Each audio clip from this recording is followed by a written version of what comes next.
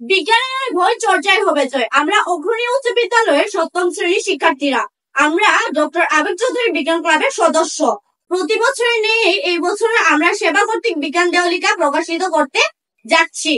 আমাদের বিজ্ঞান দেওয়ালিকায় রয়েছে ডক্টর আবেদ চৌধুরী স্যারের জীবনী সম্পর্কে রয়েছে, আরো রয়েছে তালগাছ কেন লম্বা হয়, এছাড়া রয়েছে ডাবে কেন পানি থাকে, আরো রয়েছে বিজ্ঞান আমাদের আলো, আরো রয়েছে গণিতের উপর প্রভাব, এছাড়া রয়েছে ইউরেনাস গ্রহ, বৃহস্পতি গ্রহ, আরো রয়েছে অ্যামিবা, এছাড়া রয়েছে আমাদের প্রধান শিক্ষকের বাণী রয়েছে, আরো রয়েছে জলবায়ুর পরিবর্তন, আরো রয়েছে সায়েন্সের কিছু তথ্য।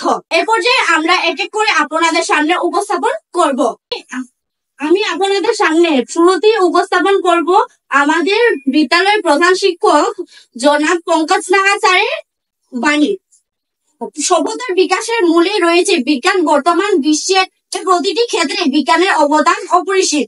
এই চিরন্তন সত্যকে সামনে রেখে আমাদের শ্রীনব ফাউন্ডেশন সেবার মাধ্যমে গঠিত করেছে বিজ্ঞান ক্লাব। শিক্ষার্থী সামগ্রিক বিকাশের জন্য এই বিজ্ঞান ক্লাব গঠিত করা হয়েছে। উক্ত ক্লাবের গুরুত্ব অপরিসীম। এই ক্লাব কর্তৃক দেওয়ালিকা সফল ও সার্থক হোক এই কামনা করি। আমি উপস্থাপন করছি বৃহস্পতি গ্রহ। বৃহস্পতি গ্রহ সৌরজগতের পঞ্চম এবং বৃহত্তম গ্রহ। বৃহস্পতি গ্রহে বিভিন্ন ধরনের গ্যাস দিয়ে তৈরি। ধন্যবাদ। আমার নাম জ্যোতিব্রত দেবজিৎ। আমি উপস্থাপন করছি ডাবে কেন পানি থাকে।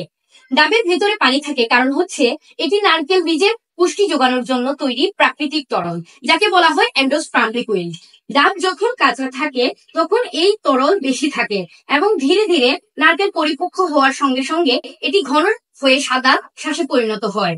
এতে রয়েছে গ্লুকোজ, খনিজ লবণ ও ভিটামিন, যা বীজের বৃদ্ধি ও বিকাশে সাহায্য করে। আমার নাম ননী দেবনাথ। আমি উপস্থাপন করছি একটি কবিতা। কবিতার নাম বিজ্ঞান আমাদের আলো। বিজ্ঞান বলে জ্ঞানটা ছাড়াও নতুন কিছু শিখে চল। চাঁদে এখন মানুষ যায়, রোবট হাতে কাজ করে। পৃথিবীটা ঘুরে ঘিরে সূর্য দাঁড়ায় মাঝে স্থিরে। নিউটনের আপেল পরে আইনের সূত্র তখন ঝরে। উপগ্রহটি তথ্য বয়ে বেড়ায়, তারপর আজকে দেখি সারা দুনিয়ার খবর বুঝি। আমি আরো উপস্থাপন করছি ইউরেনাস গ্রহ। ইউরেনাস সৌরজগতের একটি গ্রহ। সূর্যের দিক থেকে এর অবস্থান সপ্তম, আকারে বিচারে তৃতীয় বৃহত্তম গ্রহ। এই গ্রহের আবিষ্কারের সাথে উইলিয়াম হার্শেলের বিশেষভাবে জড়িত। আমি উপস্থাপন করব ডক্টর আবেদ চৌধুরী স্যারের সংক্ষিপ্ত জীবনী। আবেদ চৌধুরী স্যার একজন খ্যাতনামা ও জিন বিজ্ঞানী ও লেখক ও ধান গবেষক। তিনি 1 ফেব্রুয়ারি 1956 সালে জন্মগ্রহণ করেন। তিনি পঞ্চবিহী নামে একটি ধান উদ্যোগ করেন, যা একবার চাষের পর আরো 4 বার একই গাছে ধান রোপণ করা যায়।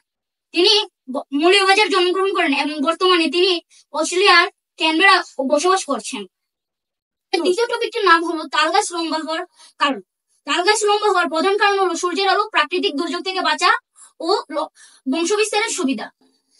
তালগাছ অতিরিক্ত লম্বা হওয়ায় এ পরিবেশের সাথে ভালোভাবে খাপ খাইয়ে নিতে পারে। টপিকটির নাম হলো এআই, আর্টিফিশিয়াল ইন্টেলিজেন্স দ্বারা গণিতের উপর প্রভাব। গণিতের মূল শক্তি হলো প্রমাণ, যা যুক্তি সৌন্দর্যে ভরপুর। 1950 সালে এআই, আর্টিফিশিয়াল ইন্টেলিজেন্স আসার পর বিজ্ঞানীরা ভাবেন কম্পিউটারও প্রমাণ করতে পারবে, কিন্তু এআই, আর্টিফিশিয়াল ইন্টেলিজেন্স ছিল সীমিত। এখনো গণিত মানুষের চিন্তায় রয়ে গিয়েছে।